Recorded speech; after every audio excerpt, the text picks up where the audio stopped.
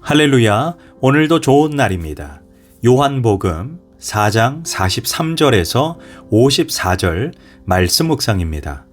오늘은 주님 말씀만 믿고 가리라 라는 제목으로 말씀을 나누도록 하겠습니다.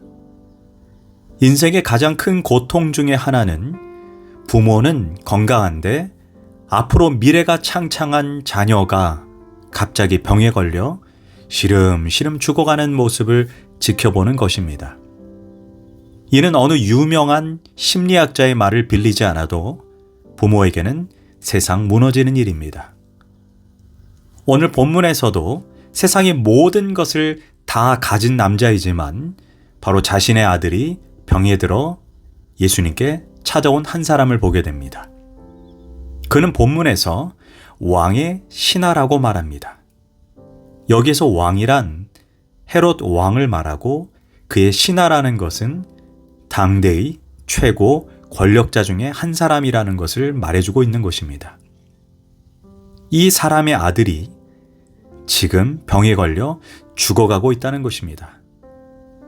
이에 지체 높은 아버지는 아들의 병고침을 위해 자기의 체면과 자존심을 구기고 갈릴리 목수 청년에게 무릎을 꿇었습니다.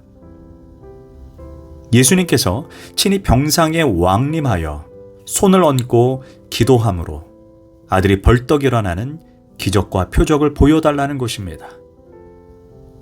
그러나 표적 믿음은 건강한 믿음이 아닙니다. 이에 예수님이 이렇게 말씀합니다. 예수께서 이르시되 너희는 표적과 기사를 보지 못하면 도무지 믿지 아니하리라. 눈치 빠른 왕의 신하가 이 말이 무슨 말인지 모를 리가 없습니다.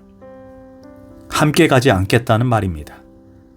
아마 조금이라도 이 사람에게 교만이 남아 있었다면 예수님께 따가운 한마디 항의를 했을지도 모릅니다. 내가 왕의 신하인데 내가 조금 높여주고 존중해 주었더니 젊은 양반이 거만하게 행동을 하는군. 오라고 하면 와서 손을 얹고 안수나 해주시오 라고 화를 낼 수도 있었습니다. 사실 상황이 긴급하면 사람이 마음의 여유가 사라집니다. 쉽게 상처를 받을 수 있는 민감한 상황입니다.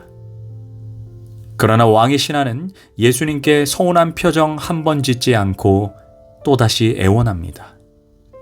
신하가 이르되 주여 내 아이가 죽기 전에 내려오소서.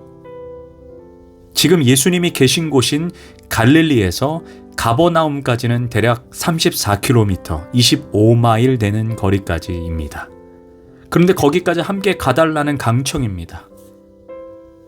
그때 예수님은 단 한마디의 말씀만 하십니다.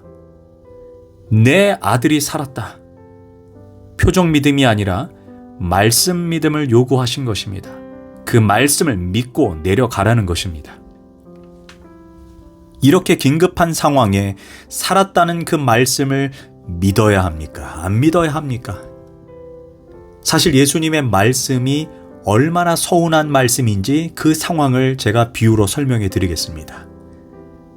우리 가족 중에 누군가 병이 들어 입원하면 빨리 달려가서 목사님 오셔서 기도 한번 해주세요. 가족이 너무 아픕니다. 라고 부탁합니다. 그때 목회자가 제가 여기서 기도하면 되니 그냥 믿고 가세요 라고 말하면 아마 그냥 돌아서는 교인은 절대 없을 것입니다. 네가 목사냐? 네가 주의 종이냐? 나 이런 교회 안 다닌다. 아마 교회 인터넷에 글을 남기거나 소리 소문을 낼 것입니다. 그래서 사실 주의 종은 성도가 병이 낫든 안 낫든 무조건 따라가 주어야 합니다. 그런데 오늘 이 왕의 신하는 참 훌륭합니다. 그 말씀을 믿고 집으로 내려갔다는 것입니다. 만일 이때 믿지 못하고 고집을 부리면서 내가 가자고 하면 가는 것이지 하며 예수님께 달려들었다면 아마 기적은 일어나지 않았을 것입니다. 왕의 신하는 예수님의 말씀을 믿고 집으로 돌아갔습니다. 지금 왕의 신하는 사실 전혀 믿음이 없는 사람입니다. 그런 사람이 아들이 살았다는 말을 믿고 다시 34km를 돌아서 간다는 것은 절대로 쉽지 않은 선택입니다. 만약 갔는데 크드로이면 어떻게 하겠습니까? 그러나 그는 예수님의 말씀을 곧이곧대로 믿고 나아간다는 것입니다. 이것이 바로 믿음입니다. 이 눈에 보이는 거 없고 이 귀에 들리는 거 없고 이 손에 잡히는 것이 없지만 말씀이 그렇다면 그렇게 믿는 것입니다. 말씀이 가라고 하면 가는 것입니다. 말씀이 아니라면 멈추는 것이 바로 믿음입니다. 처음 그가 예수님을 찾아왔을 때 그의 믿음은 표적신앙 혹은 기적신앙에 불과했습니다. 그러나 드디어 왕의 신하는 말씀을 믿는 자리까지 도달합니다. 실제로 오늘날 많은 그리스도인들이 교회에 나와 표현하는 신앙 수준이 내가 직접 눈으로 기적을 보지 못하면 믿지 못하겠다는 것입니다. 보여주시면 그 다음에 믿겠습니다 라고 말하는 사람들이 얼마나 많습니까? 그런데 예수님의 대답은 나사로의 무덤 앞에서 이렇게 선포하십니다. 믿으면 너가 기적을 보리라 였습니다. 기적이 일어나기 위해서 먼저 말씀을 믿고 행해야 한다는 것입니다. 기적이 일어나면 믿겠다는 것은 사실 믿음이 없어도 할 수 있는 것입니다. 여호수아와 이스라엘 백성들이 요단강을 건널 때도 먼저 기적적으로 요단강이 대쪽같이 쫙 갈라진 다음에 건너는 것이 아니라 하나님은 거세게 휘몰아치는 요단강가에 말씀을 믿고 먼저 믿음의 발걸음을 옮기라고 명령했습니다. 그러면 기적을 보게 될 것이다 라고 말씀합니다.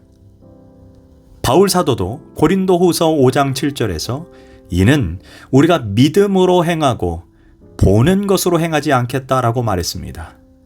예수님도 도마에게 너는 나를 본고로 믿느냐? 보지 않고 믿는 자가 복되도다라고 했습니다. 예수님이 원하는 믿음의 근거는 기적이나 체험이 아닙니다. 물론 기적과 체험 신앙도 중요하지만 주님을 끝까지 믿고 따르기 위해 말씀 신앙 위에 우리의 믿음을 세워야 합니다. 왕의 신하는 50절 중반부에 마치 절대 절망의 상황 속에 성경은 그 사람이 예수께서 하신 말씀을 믿고 가더라라고 말했습니다.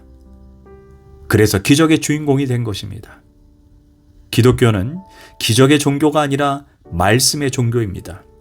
로마서 10장 17절에서 그러므로 믿음은 들음에서 나며 들음은 그리스도의 말씀으로 말미암느니라. 마침내 왕의 신하가 집으로 가는 도중에 집에서 자신을 마중 나온 종들이 가져온 놀라운 소식을 듣게 됩니다. 그리고 결국 예수님이 살았다고 말한 그 시간에 아들이 치료받았음을 깨닫게 됩니다. 말씀이 확증되는 상황입니다. 53절입니다.